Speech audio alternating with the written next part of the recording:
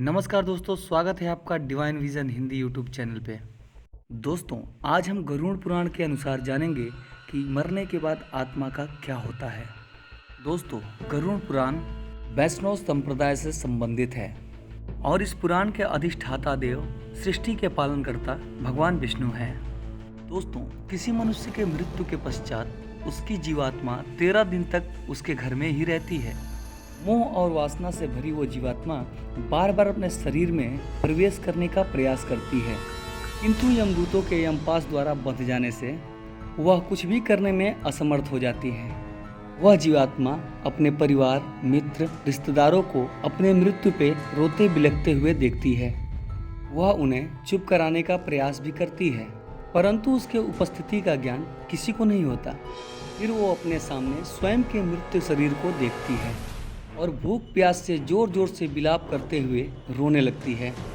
और इसके साथ साथ गरुड़ पुराण में ये भी बताया गया है, मनुष्य पूर्ण कर्म तो करता है, परंतु उसके पूर्ण कर्म का हिसाब मनुष्य के पापों से कम होती है, यानी मनुष्य पाप ज़्यादा करता है। इसके समाधान स्वरूप मृत्यु के पश्चात पिंडदान कराना आवश्यक बताया गया है। 10 दिनों तक जीवात्मा के उद्देश्य से उसके पुत्र पिंडदान देते हैं।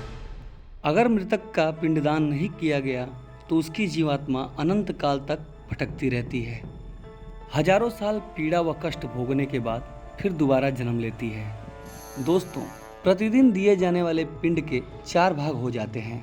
इसके 2 भाग से मृतक का शरीर बनता है, तीसरा भाग यमदूत ले लेते हैं और चौथा भाग मृतक को खाने के लिए मिलता है।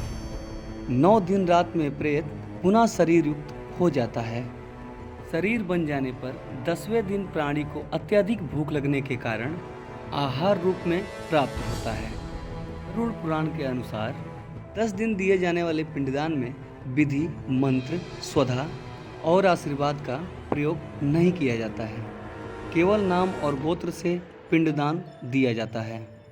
मृतक का दाह संस्कार हो जाने के पश्चात पुनः शरीर उत्पन्न होता है। मृत व्यक्ति के जल जाने पर पिंडदान द्वारा उसको 1 हाथ का शरीर प्राप्त होता है। उस शरीर के द्वारा वह प्राणी यमलोक में अपने शुभ अशुभ का फल पाता है। दोस्तों, पहले दिन जो पिंडदान दिया जाता है उससे जीवात्मा का सिर बनता है। दूसरे दिन के पिंडदान से ग्रीवा और दोनों स्कंद बनते हैं।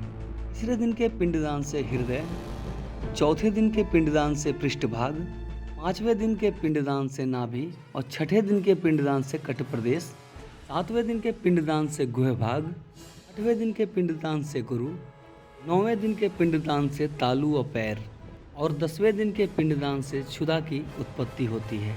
जीवात्मा भूख से पीड़ित होकर घर के द्वार पे ही रहता है। दोस्तों, 10वें दिन जो पिंडदान होता है उसमें मृतक का प्रिय भोजन बना के देना चाहिए, क्योंकि शरीर निर्माण हो जाने पर मृतक को अत्यधिक भूख लगती है। प्रिय भोज्य पदार्थ के अतिरिक्त अन्य किसी भी भोजन का पिंडदान देने से उसकी भूख मिटती नहीं है। 11वें और 12वें दिन प्रेत भोजन करता है। मरे हुए स्त्री और पुरुष के लिए प्रेत शब्द का उच्चारण करना चाहिए। उन दिनों में दीप, अन्न, वस्त्र जो कुछ भी दान दिया जाता है उसको प्रेत शब्द के द्वारा देना चाहिए, क्योंकि वह मृतक के लिए आनंददायक होता है।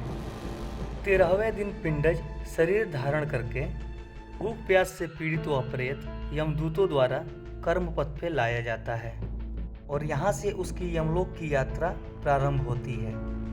मनुष्य अपने कर्मों के कारण ही मृत्यु के पश्चात होने वाली यातनाओं को भोगता है।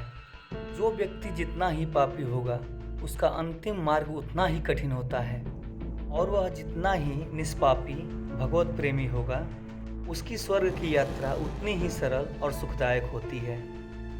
इसलिए दोस्तों, हमेशा ये बात याद रखनी चाहिए कि हमारे कर्मों का फल हमको जीते जी ही नहीं अपितु मरने के बाद भी मिलता है।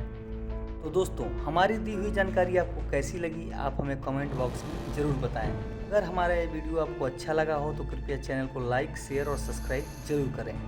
आपका दिन शुभ हो। जय श्री कृष्णा।